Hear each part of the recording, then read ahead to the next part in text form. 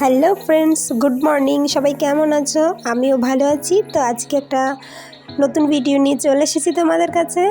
তো আজকের ওয়েদারটা দেখো, চারিদিকের অবস্থা প্রচণ্ড বৃষ্টি শুরু হয়েছে কালকে রাত্রের থেকে, এই কিছুক্ষণ আগে একটু থামলো।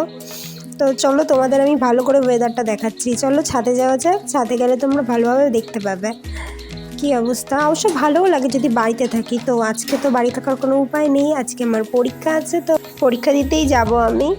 তো সকাল সকাল উঠে গেছি, তো তোমাদের সাথে একটু ওয়েদারটা শেয়ার করে নিই, তারপরে আমি রেডি হয়ে বেরোবো। তো এই যে ছাদে চলে এসেছি, দেখো ছাদের অবস্থা, চারিদিক স্লিপ হয়ে গেছে, এতটাই বৃষ্টি হচ্ছে আর সমানে বৃষ্টি হয়েই যাচ্ছে কয়েকদিন ধরে। আকাশে এখনও প্রচণ্ড মেঘ, তো বৃষ্টি তো হবে আরও। জানি না কি করব, রাস্তার মধ্যে যদি বৃষ্টি শুরু হয়ে যায় পুরো ভিজতে ভিজতে যেতে হবে।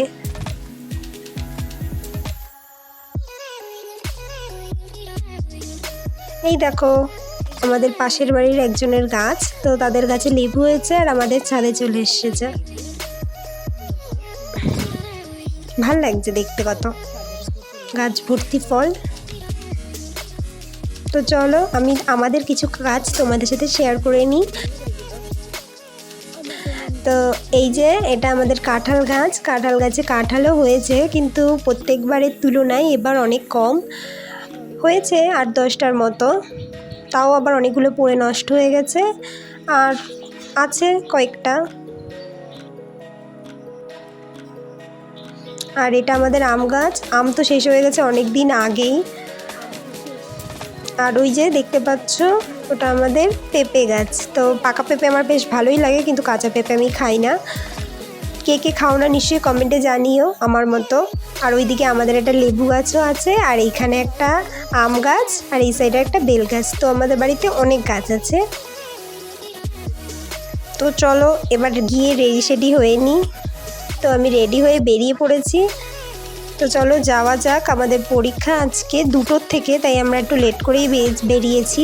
11:30টার ট্রেন ছিল, ওই ট্রেনটাতেই যাচ্ছি। আর আকাশের অবস্থা দেখো কি অবস্থা। আর এই যে এটা আমার একটা বান্ধবী, ওকে আগেই তোমরা দেখেছো। আর ওই যে আমার 2 বান্ধবী ওখানে জায়গা পেয়েছে, তো ওখানে বসেছে।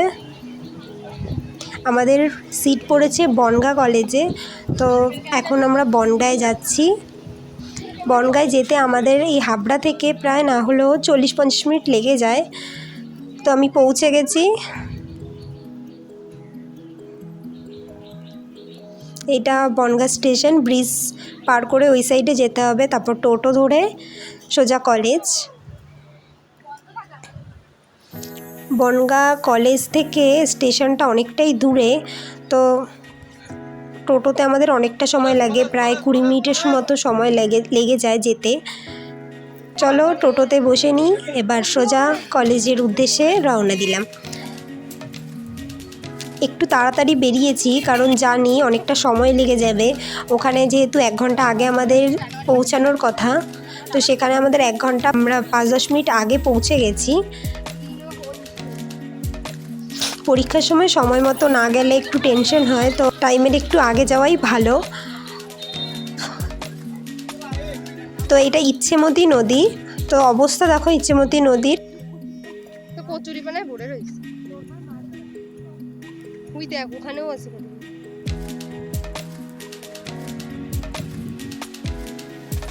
পুরো কচুরিপানায় ভরে গেছে। তো চলো গেট খুলে দিয়েছে, তো আমরা ঢুকে পড়েছি পরীক্ষা দিতে। পরীক্ষা দিয়ে এসে তারপর তোমাদের কলেজটা কিছুটা দেখাবো আমি।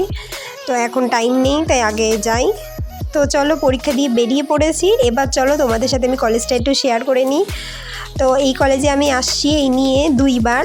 তো আগে একবার এসছি পরীক্ষা দিতে 3rd সেমে, আর এখন আবার আসলাম 6th সেমে। তো কলেজটা পুরোটাই সবুজ, প্রচুর গাছপালা, প্রচুর ভালো, খুব সুন্দর কলেজটা, আমারও ভালো লেগেছে।